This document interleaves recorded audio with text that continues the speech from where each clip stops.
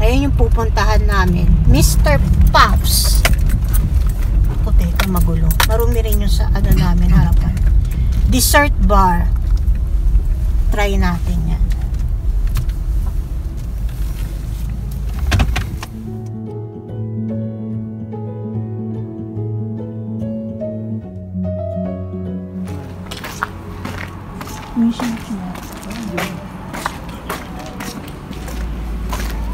Parang ano?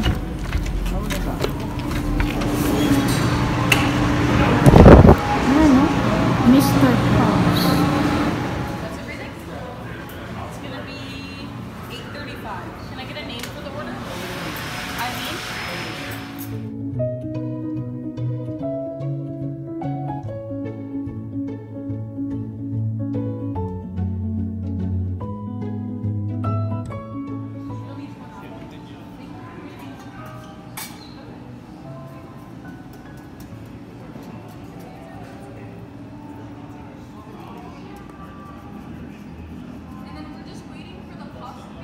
Okay.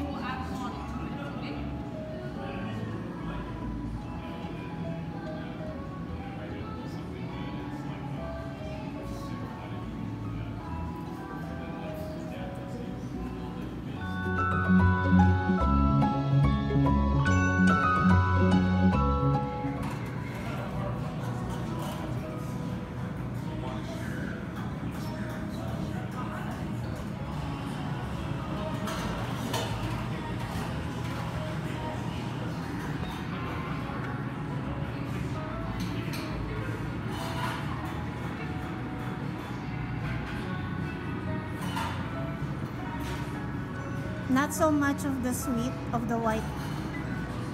That's enough.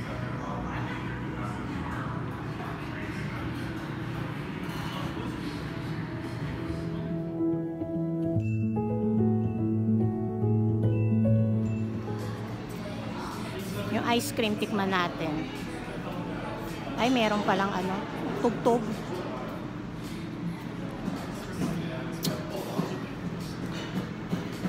Hindi masyado matamis. Cookies and cream.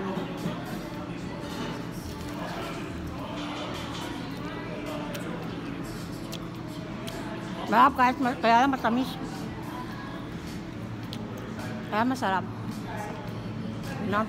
Matamis na.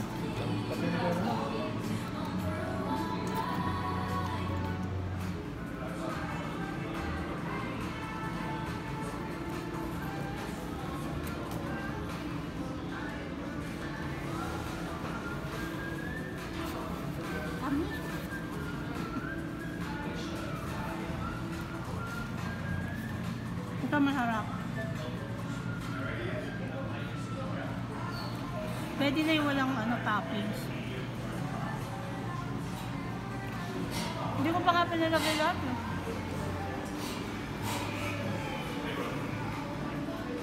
Sarap na ice cream.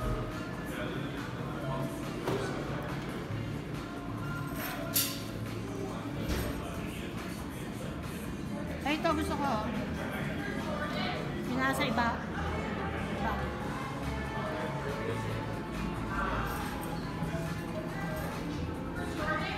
Ay, mga bombay. Eh, masarap ko. Masarap. Diba? Okay na.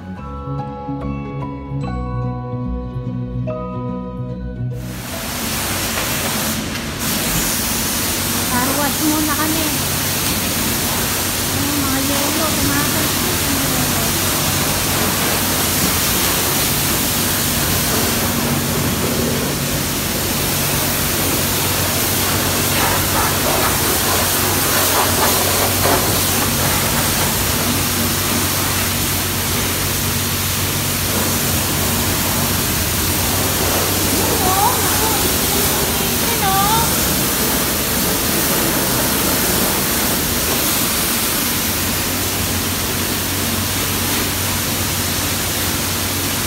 Bumaba ako kasi kinuha niya yun eh. Nugasan.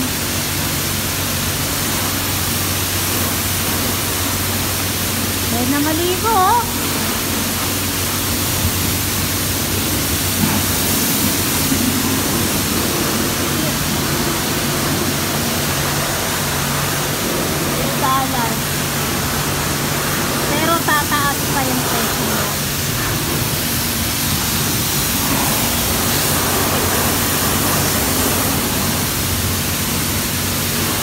Dapat sa mga garahe merong ganun eh. Yung drainage na malaki, no?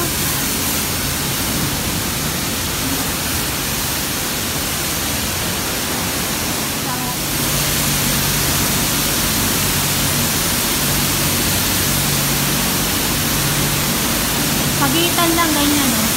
Tapos kabilang kotse na.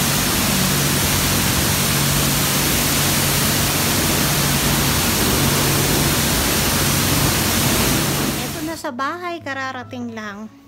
Tapos na mag-car wash, tapos na mag-Costco. Baka sabihin nyo, nag-Costco uli. Ang dami nang nabili sa Costco na isang araw. Tapos meron kaming bisita sa isang araw. So, may binili kami. Tapos, $15 lang na gastos namin. Tingnan nyo ah. Yan. $15 lang lahat yan. Bakit? Ayan na naman ako. Kasi yung sinabi namin sa inyong shopping card namin na $400, nabawasan na yun nung huli naming Costco. So, may natira pa kaming 100. Magkano yun? 140. Parang ganon. Basta less than 200. So, pinamili namin yan. Nagkulang pa kami kasi ang total namin na pinamili is 157, no? So, nagbayad pa kami ng $15. So, 15 lang talaga yung galing sa aming pocket. So, ito, oh.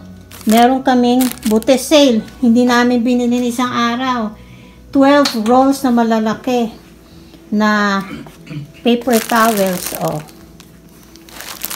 Tapos, ito, sale. Pork shoulder, $24.88, less $5 kasi sale. Naku, tingnan nyo naman ang roast chicken ng Costco. Paliit na ng paliit, oh. $7.99.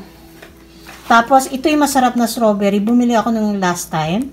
Ang tamis kaya niya. Sana ganun pa rin. Tapos, meron kaming half and half cream uli. Yung mga prutas na yon dati pa yon. Isang araw. Ito may free taste. El Monterey na beef and bean. Masarap siya.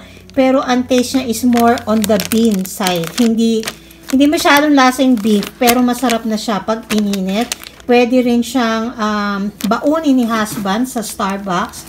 Kasi iniinit lang sa microwave. Tapos eto, bumili kami ulit ng sockeye salmon fillet. Mahal na nga siya, oh. Nung isa namin nabili, 24 lang. Ito, 31. Kasi may paglulutuan ako ng isang araw.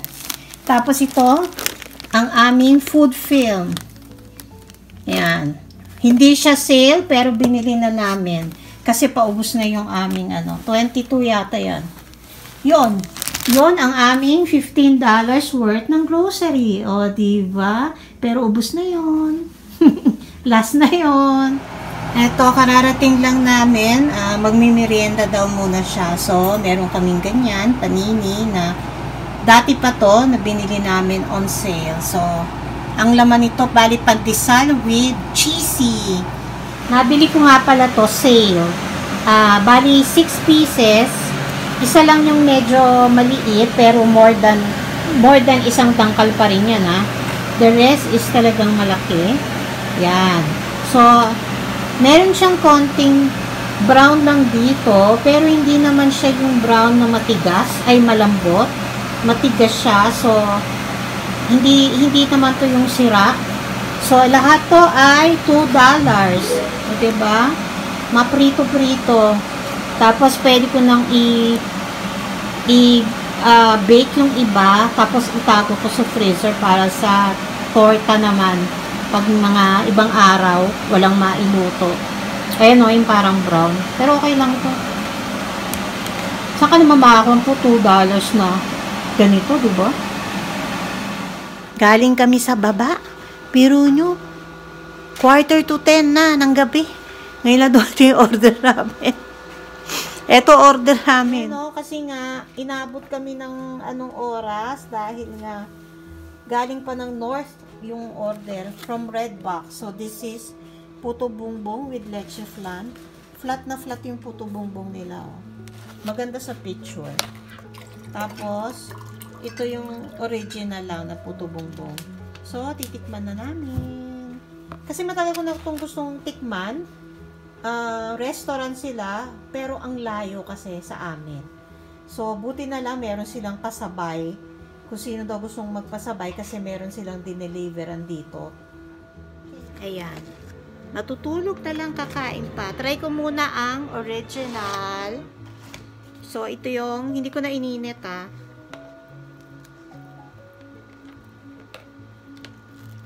Meron pa nga silang bibingka. Hindi ko na binili yun. Parang makunat naman siya.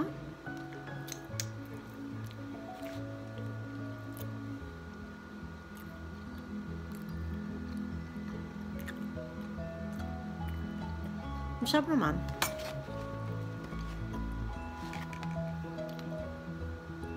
Masarap makunat. Pero yung lasa niya, hindi naman ganun kano. Okay lang. Tapos, ito yung isa. Never pa ako nakatikim kasi nung yung merong mga nasa ibabaw na mga leche, like yung nilalagyan ng leche flan. Meron pa ngang ube halaya pero hindi na ako umorder nun. So, lagyan natin ng konting leche flan.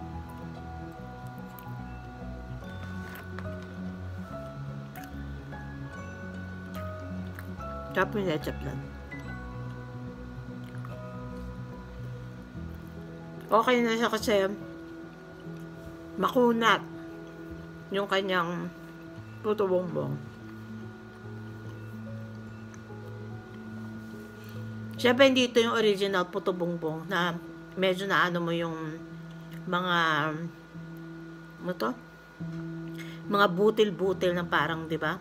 Pero considering na tayo ay nasa abroad, okay na to. May kamahalan. Itong dalawa, yung isa kasi yung parang itong itong with leche flan is 850. Yung original yata is 750. Hindi ko sure parang basta ganun nagre-range. Tapos may $7 delivery charge. So hindi ka na syempre aangal pa nun, 'di ba? Kasi ang layo. Ayun. At saka after pa magsara nung restaurant sila nag-deliver. Ang sipag ng mga may-ari, sila daw ang may-ari. Okay, so thank you sa itong araw na to. Patulog na rin kami. Okay, thank you for watching. Ay, ano pala muna. From 1 to 10, this is an 8 to 8.5. Bye!